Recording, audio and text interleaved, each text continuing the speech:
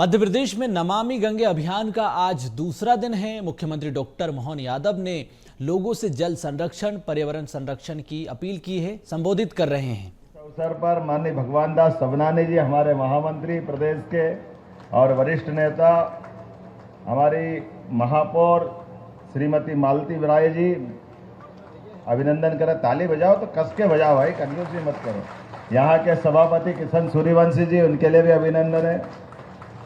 माननीय जिला अध्यक्ष सुमित पचौरी जी, आपका भी अभिनंदन है। सुमित भाई, जोरदार अभिनंदन। हमारे एमपीटी के पूर्व चेयरमैन, विधायक, क्रिकेट एसोसिएशन के अध्यक्ष, पता नहीं कितनी जवाबदारी, भाई ध्रुवनारायण सिंह जी, आपका भी अभिनंदन है। और युवा मोर्चा के समय से अपनी एक विशेष पहचान बनाने वाले भाई राहुल कोठारी जी, कहाँ है राहुल भाई? जोरदार राहुल जी के लिए। श्रीमती सीमा सिंह जी, आपका भी अभिनंदन है। जोरदार तालियां संभागी। और हमारे सारे मंच के लिए एक बार जोरदार अभिनंदन कर दो। नाम तो बहुत सारे हैं, वैसे ही मैं विलंब से हूं और मुझे दिल्ली निकलना है तुरंत। तो मैं उम्मीद कर रहा हूं कि जिस प्रकार का ये हमारा आयोजन है, ये परमात्मा की दया है। हमारी सृष्टि की रचना के साथ भारत वो देश है जिसने प्रकृति के साथ तालमेल मिलाते हुए चर अचर सबके बीच एक तालमेल की संतुलन बनाने का काम किया। और ऋषि मुनियों के माध्यम से हमने कभी भी किसी में अंतर नहीं किया। हमने जल में भी जीव देखा, वनस्पति में जीव देखा।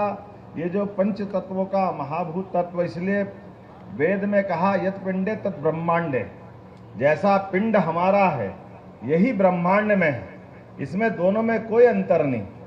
हम अपने ब्रह्मांड को समझने जाएं या अपने पिंड को समझ लें, ये सारी की सारी सृष्टि की रचना एक जैसी है। इसीलिए आपकी जानकारी के लिए बता दें कि हमारे इस सृष्टि के अंदर जल की महत्ता क्या है। पृथ्वी पे भी जल की बात करें अगर, तो हमारी 70% से ज़्यादा मात्रा में पृथ्वी पे जल उपलब्ध है। केवल 30% के आसपास हमारी पृथ्वी की वर्तमान की अवस्था, जहाँ हम अपने इस संसार को देखते हैं। और इसी के साथ साथ जल में भी जीव है, जल भी मरता है। आप अपने घर के अंदर लाके कोई जल रख लो सीसी में, महीने 2 महीने बाद उसकी क्या स्थिति बनेगी बताने की जरूरत नहीं। और जिस कुएं में आए रहेगी वहां का जल जिंदा रहेगा। अर्थात उसकी ऑक्सीजन की जो परंपरा है, ये जल की लहरें जो तरंगे आती हैं, ये इनके सांस लेने की गति के समान है। ये नदी की संरचनाएं पृथ्वी की धमनियों की तरह, जो रक्त का प्रवाह हमारे शरीर के अंदर रक्त का जैसे प्रवाह होता है, ऐसे इस पृथ्वी को जीवंत रखने के लिए नदी की रचनाएं, ये तालाब, पोखर, बावड़ियां, ये हमारे लिए प्रकृति का वो दर्शन दिखाती है जिसकी आवश्यकता पड़ती है। और ये जहाँ कार्यक्रम हो रहा है, इसीलिए हमारे लिए अलग अलग जो त्योहार है, उन त्योहारों का भी अपने ऋतुओं के साथ महत्व है। इनको मन मर्जी से नहीं कर लिया गया। जिस त्योहार का जिस ऋतु के साथ संबंध आएगा, हमारी सारे व्रत, त्योहार, पर्व उसी प्रकार से मनाए जाते हैं। अब ये आप कितना सुंदर अपना दर्शन है। ग्रीष्म ऋतु में गंगा दशमी मनेगी, और गंगा दशमी मनने का मतलब है कि गंगा वो नदी है जो हमारी अधिकांश नदियों को अपने में समाहित करके अंततः गंगा सागर में जाके विलीन होती है। ये अपनी एक उनकी अपनी भागीरथ जी की तपस्या का प्रताप हो सकती है, लेकिन भागीरथ जी की तपस्या के अलावा भी आज हमारे सबके लिए भी प्रेरणा के पुंज है। इसलिए गंगा दशमी का मौका जब आता है तो वैशाख माह से ज्येष्ठ माह की तरफ ही बढ़ते हुए आता है। और ज्येष्ठ माह मतलब गर्मी का एकदम चरम नौतपा भी निकल जाएगा। उसके बाद तो जल स्रोत की वास्तव में रचनाओं पे ध्यान जाने के लिए सरकार के माध्यम से हमने 5 जून पर्यावरण दिवस की बात जरूर करी, लेकिन पर्यावरण दिवस से लगा करके गंगा दशमी तक लगातार 15 दिन ये काम चलने वाला है। और इसके बाद हरियाली अमावस्या का हमारा दूसरा कार्यक्रम चालू होगा, जिसमें हम पौधारोपण का काम चालू करेंगे। मुझे इस बात की प्रसन्नता है कि आज गंगा दशमी के लेकर के हमने 15 दिन का अभियान चला दिया। और ये जो गंगा दशमी है, कितना अद्भुत संयोग है। हमारे अपने परमात्मा की लीला है कि हमारे अपने कल में भोपाल में एक बेत्रवती नदी जो बेतवा नदी के नाम से जानी जाती है। तो ग्रामीण निकाय में ग्रामीण मंत्रालय के माध्यम से तय किया कि मध्य प्रदेश में 212 नदियां हैं और अभी ऐसी 212 नदियां जिनको लिस्टेड किया गया है, उसमें से बड़ी बड़ी नदियों की सूची बनाए तो 10 बड़ी नदी में बेतवा भी एक नदी आती है। और इनकी अपनी धाराओं की दिशा अगर देखें तो अपने मध्य प्रदेश तो ये नदियों का एक तरह से ये केंद्र बिंदु है, ये राजधानी बोल सकते हैं अपने, जहां से हमको मालूम है एक नदी विपरीत दिशा में जाएगी, नर्मदा जी जाएगी पश्चिम दिशा की तरफ एकदम, जब बाकी नदियां उत्तर और गंगा जी जाएगी पूरब, तो वो जाएगी पश्चिम। कोई नदी भारत की ऐसी नहीं है जो पश्चिम में अपना सागर में मिलन करती। और एकमात्र नदी कुंवारी नदी भी बोलते हैं। हमारे पास ताप्ती नदी भी है। ताप्ती वो नदी है जो सीधे सीधे हमारे लिए दक्षिण दिशा की तरफ बढ़ती, महाराष्ट्र से होते हुए मद्रास के पास से दक्षिण की तरफ जाएगी। एक नदी हमारे सामने बेतवा है जो अंततः, जैसे मैंने कहा कि गंगा बेसिन की नदियां हैं जो सीधे सीधे गंगा में मिलेंगी। बेतवा भी यहां से निकलती हुए आगे जाकर के केन बेतवा का बड़ा प्रोजेक्ट, माननीय मोदी जी के लिए तालियां बजाओ जिनने बहुत बड़ा प्रोजेक्ट हमको मंजूर किया।